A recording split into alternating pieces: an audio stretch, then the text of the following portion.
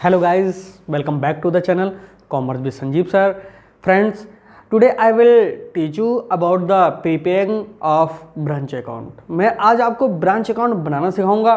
Branch account कैसे बनता है उसका ये नमूना है। मैंने बहुत ही इजी तरीके से आपके लिए समझाने का यहाँ प्रयास किया है, तो ये वीडियो बिल्कुल स्किप मत कीजिएगा, शुरू से करके लास्ट तक देखिएगा अगर आपको ब्रांच अकाउंट बनाना सीखना है। ओके, कैसे क्वेश्चन लगाना है ये आज आप बिल्कुल समझ जाएंगे, क्योंकि बुक्स में आपने देखा होगा और हाँ थ्योरी जब आती है इससे तब भी दोस्तों ब्रांच अकाउंट किसे कहते हैं, इसके उद्देश्य और लाभ क्या हैं और शाखाओं के प्रकार बहुत पूछता है और साथ में कभी कभी इसका नमूना भी पूछ लेता है। तो दोस्तों ये फॉर्म मैंने बनाया है, लिख भी दिया है, फॉर्म ऑफ ब्रांच अकाउंट। आपकी याददाश्त के लिए ये कुछ और नहीं है, ये फॉर्म ही है एक प्रकार से कि इसके न्यूमेरिकल्स को हम कैसे सॉल्व करेंगे। ओके, अगर आपने मात्र 4 पॉइंट को बहुत ही इजी हैं अगर समझ लिया तो इधर वाले 4 में उन्हीं के सहारे से वैसे ही सिखा दूंगा। तो मात्र आपको 4 शब्दों को ध्यान में रखना है, समझ लो ये चैप्टर बन करके तैयार हो गया। ओके, कॉमर्स क्या है और यूनिवर्सिटी का पेपर कैसे सॉल्व करें इसकी वीडियो बनी हुई है, प्लेलिस्ट में जाइए और ज़रूर देख लीजिए, वो आपके बहुत काम की हैं। ओके, क्योंकि बच्चों को ये पता नहीं होता कि कॉमर्स वास्तव में है क्या। ओके, तो उसको समझ लीजिएगा। यहाँ पर हम समझते हैं कि हम ब्रांच अकाउंट को कैसे प्रिपेयर करेंगे। ओके दोस्तों, ब्रांच अकाउंट जब भी बनता है तो इसको हेड ऑफिस ही बनाता है। क्यों बनाता है हेड ऑफिस? क्योंकि पूरा हिसाब किताब लेना किसके लिए है? हेड ऑफिस के लिए लेना है।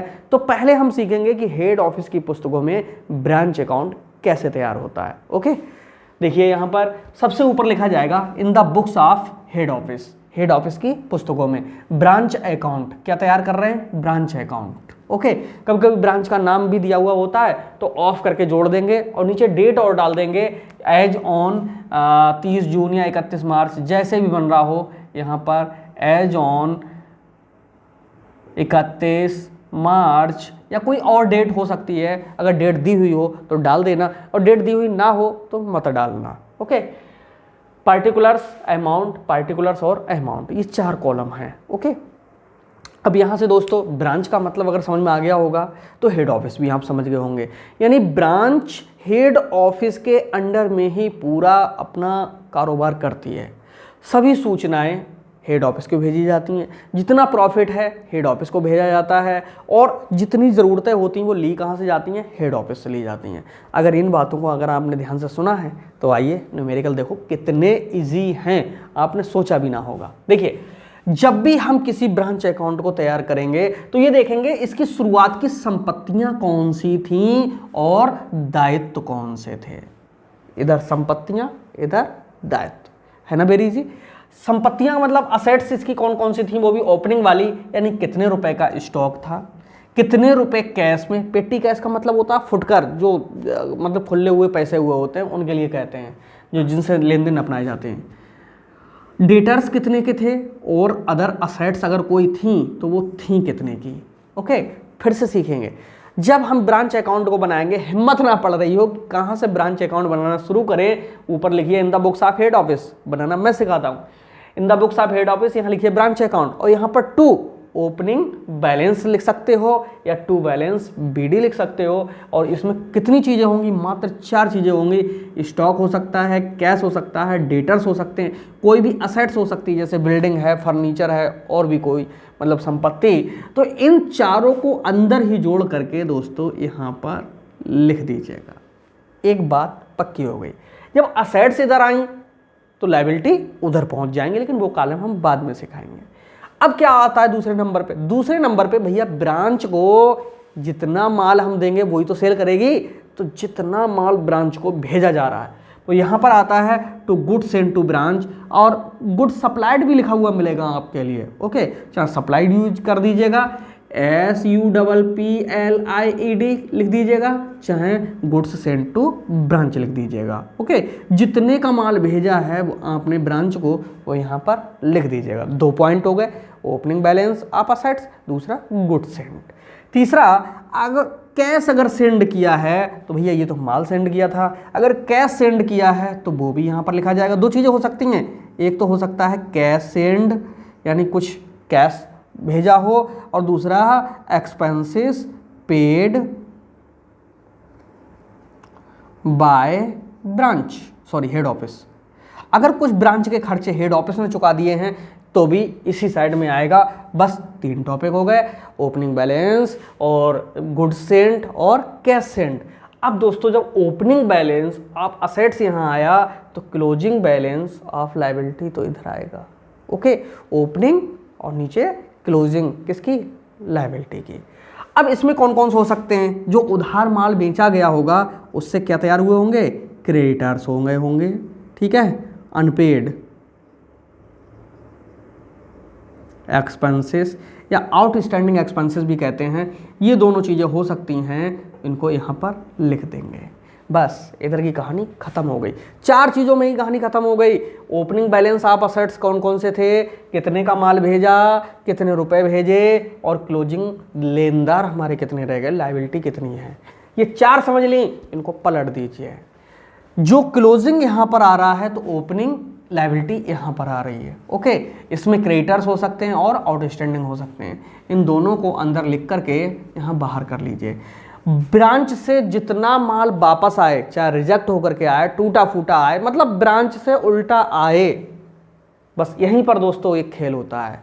टीचर्स बहुत क्वेश्चन को लॉन्ग करा देते हैं, लंबा करा देते हैं, आपको बुद्धि में बस इतना फांसना है। हेड ऑफिस जब भी कोई चीज़ भेजेगा तो डेबिट साइड में आएगी, और ब्रांच जब हेड ऑफिस को भेजेगी तो क्रेडिट साइड में आएगी। बस यही तरीका है इस क्वेश्चन को सीखने का, सबसे इजी, सबसे सरल।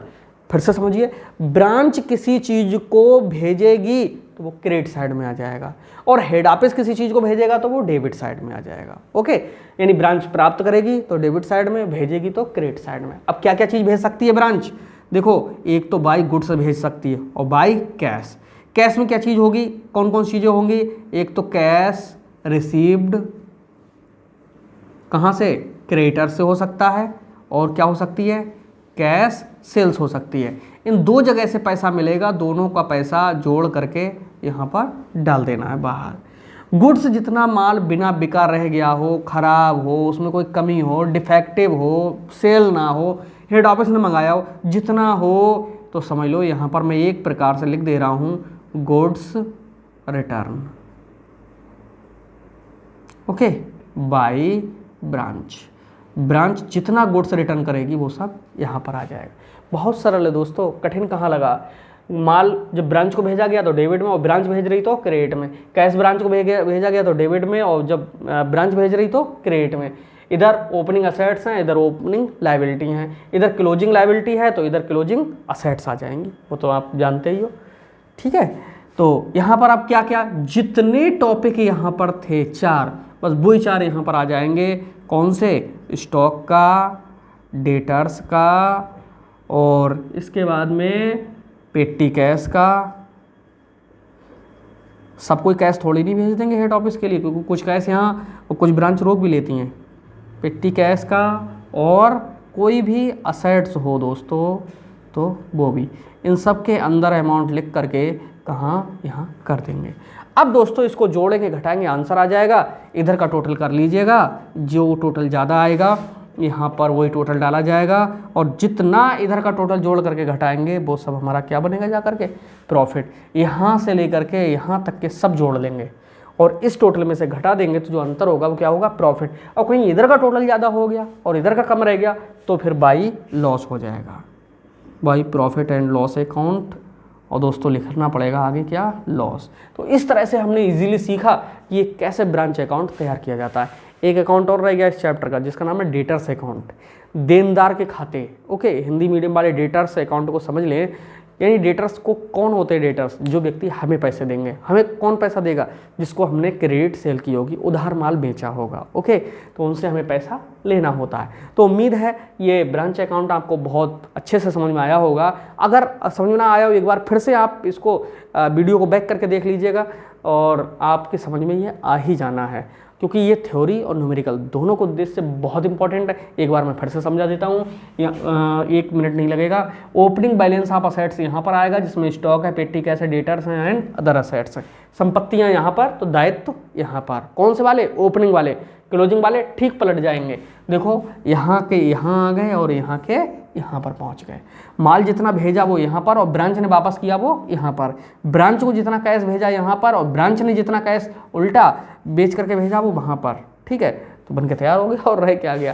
तो दोस्तों उम्मीद है ये अच्छा लगा होगा आपके लिए। अगर ये वीडियो लाइक की होगा आपने तो कमेंट भी ज़रूर कर दीजिएगा कि आपको हमारी वीडियो कैसी लगी। और दोस्तों जुड़े रहें हमारे साथ, मिलेंगे आपको सारे टॉपिक पर इसी तरह से वीडियोस। और मेरे हेडिंग जितने सरल होंगे और जितने अधिक मात्रा में होंगे उतने तो आपको कहीं मिलेंगे ही नहीं। तो इसलिए थ्योरी भी आप मेरे चैनल से तैयार कीजिए, आपको कहीं ना कहीं अदर चैनल की अपेक्षा यहाँ कुछ बेस्ट मिलेगा। मिलते हैं नेक्स्ट वीडियो में, तब तक के लिए दोस्तों बाय बाय।